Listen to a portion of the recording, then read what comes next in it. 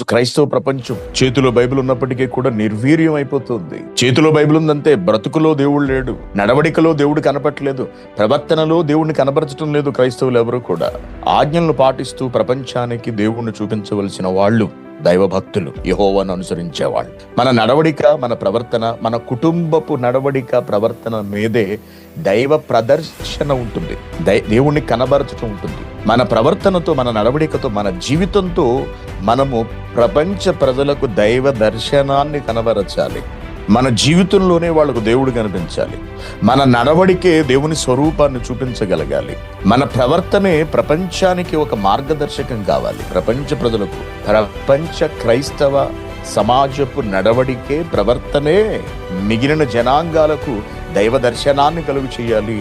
వీళ్ళు యెహోవా భక్తులు, వీళ్ళు క్రీస్తును అనుసరించి నడుస్తున్నారు కాబట్టి వీళ్ళు ఎంత నీతివంతులుగా బ్రతుకుతున్నారు, ఎంత